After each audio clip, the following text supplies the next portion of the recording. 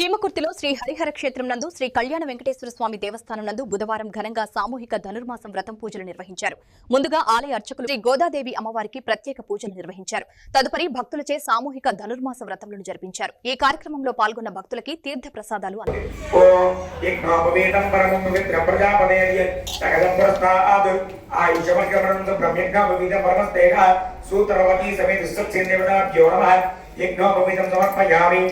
ఆడవారు పసుపు తీసుకోండి.